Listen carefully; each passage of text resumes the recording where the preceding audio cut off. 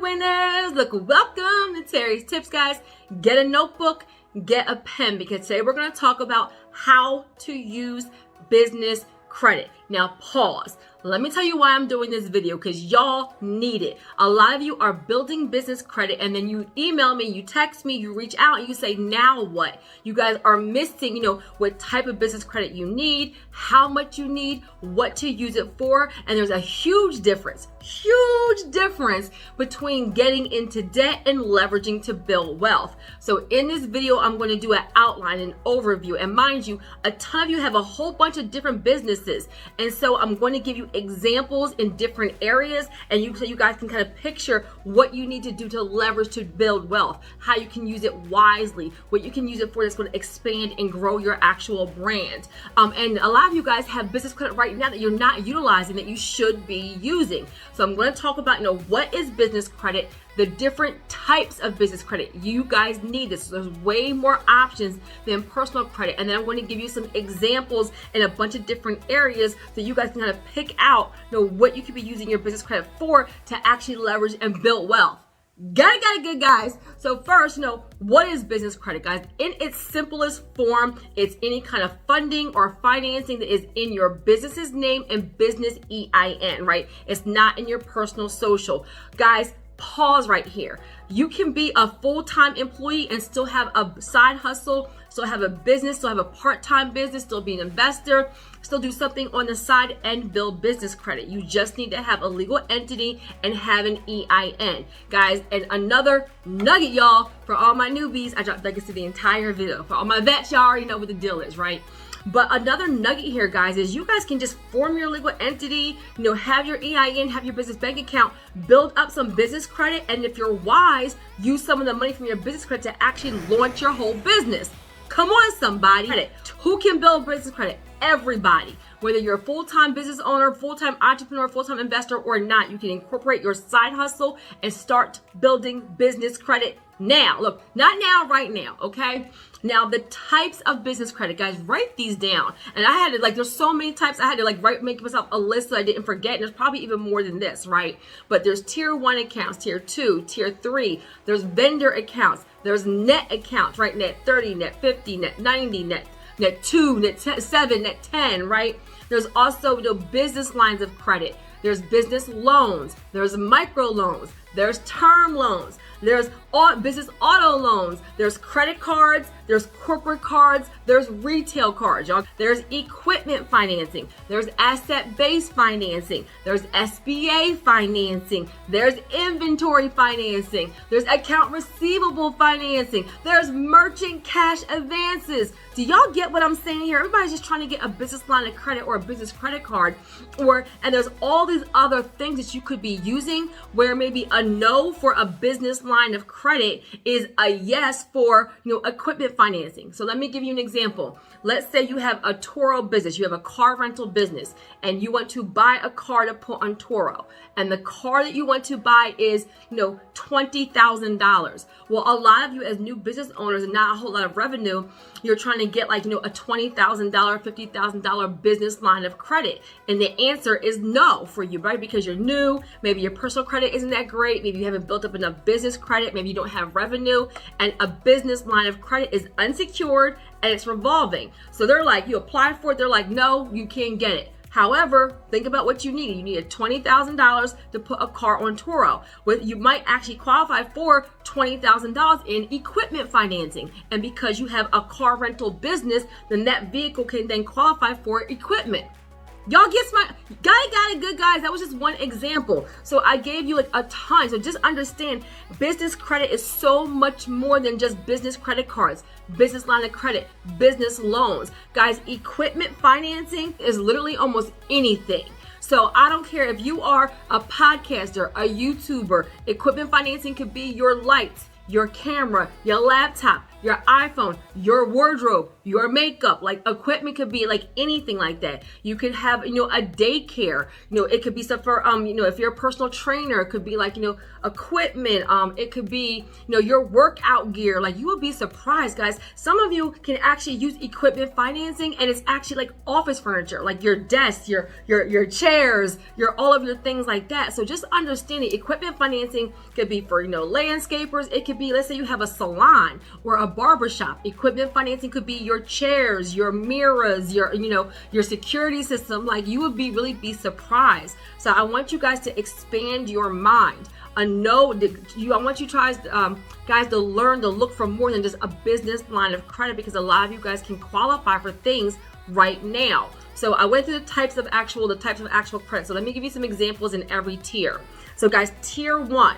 In tier 1, I'm going to lump together tier 1, tier 2, vendor accounts, and net accounts. If you don't know what that is, guys, go to my business credit building playlist. If you put in Terry Cows or tier 1, my videos on just tier 1 will actually come up. And I did one like a couple of weeks ago, where in the description of the video, I listed 25 tier 1 accounts that are soft pull, that report to the business bureaus, and that will give you credit, even if you have a 400, 500 credit score and no revenue.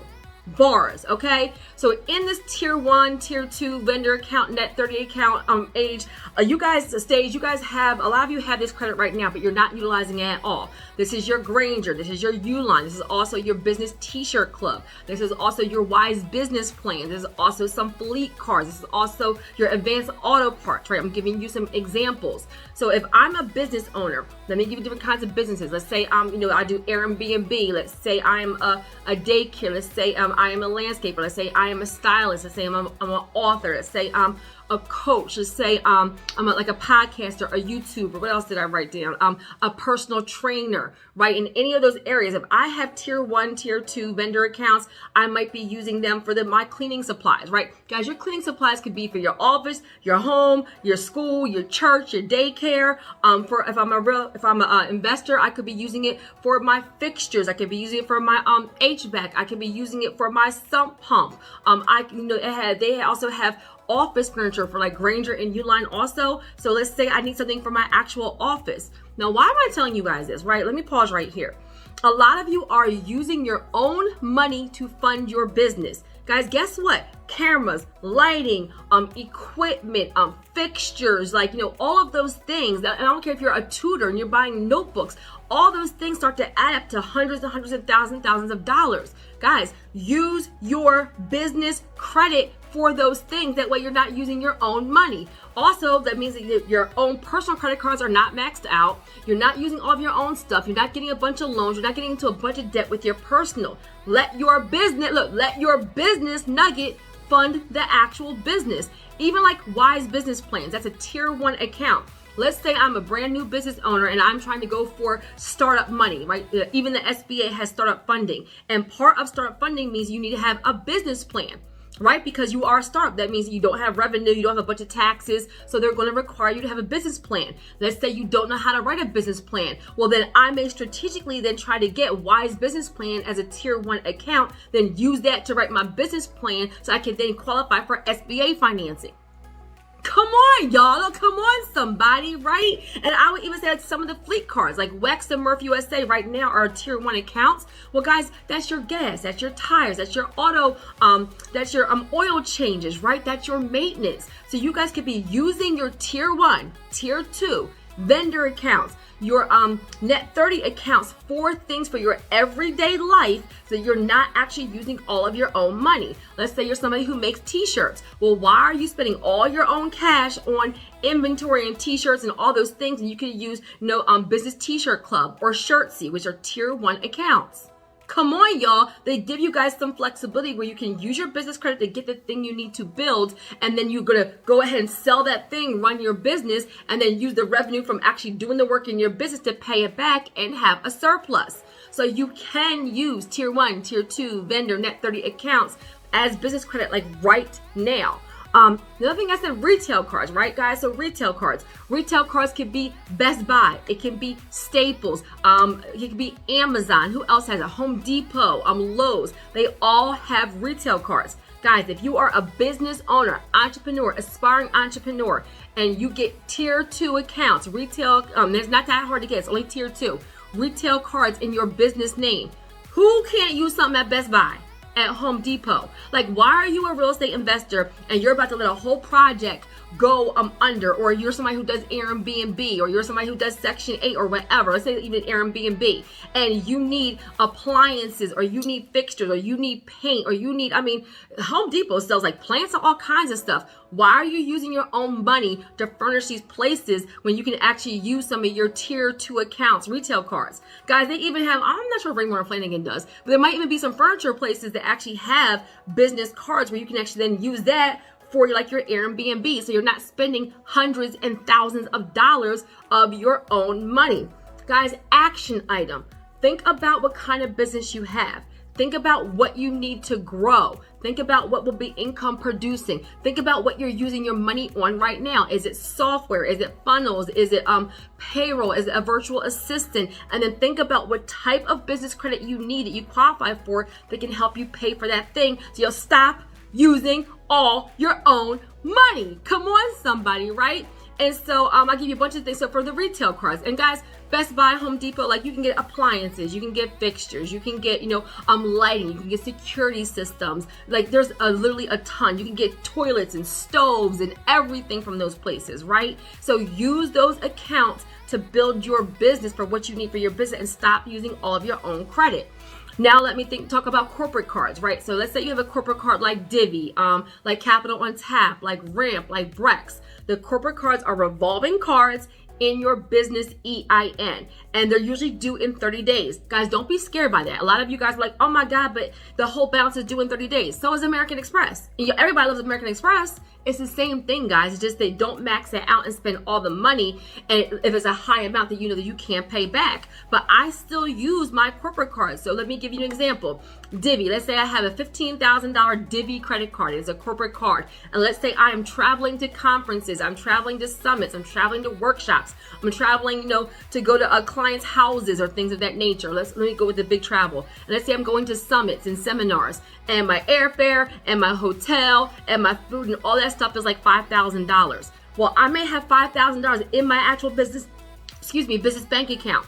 But instead of using that, what I do, I will put the $5,000 on my business corporate card. Now, why? Because my business corporate card has rewards, it has cash back, it has discounts. It also is going to show that activity, which means they're going to see that I use my corporate card for something for my business. Then I paid it back because I had the money in my debit account already, and that helps me do what? Qualify for more money. Now they're like, oh, okay, well, you've been using your card on time and paying it back. Now here's a $50,000 card. And let me tell you how that helps you guys, just higher level. Guys, how do you think some of those real estate investors are able to do cash offers for like houses and things of that nature? Because you have money sitting that's untouched. You would rather have it and not need it than need it and not have it. So use your corporate cards, even if you have the actual cash. And guess what? When the bill comes in and you pay it in full, you're not paying interest. Come on, somebody, that was a bar, right? So you can use your corporate cards. A lot of you guys have corporate cards right now that you're not using because you're scared because it has to be due in 30 days, but you're using your own money to pay for things. That makes no sense. Put it on the corporate card, get your rewards, your cash back, get that activity, qualify for more money. When the bill comes, pay it in full. Come on, somebody. Another thing I want to say, I think I did like lines of credit in terms. So let me give you an example of a line of credit, guys. This is a way that you can be wise. So let's say, I'll go back to the Toro example. Let's say you have a $50,000 business line of credit. And let's say you need $20,000 for a car, right? I'm just using Toro because that's something that everybody can picture, right? But you think about your business, your industry. What are you spending your money on right now? What could you actually use? $50,000 business line of credit, $20,000 car. Well, I may not actually qualify for the business auto loan yet. Maybe I don't have anything else I can use. I don't want to use my own cash. So I put the car on my business line of credit. Now, let's say that's a hefty payback, right? Let's say it's like $1,000 a month. Guys, what I'll do is I may sometimes, instead of taking $20,000, take $30,000. Why? Because now I have like 6, 7, 8 months of that actual car payment, like the actual payment to pay back the line of credit actually in the bank.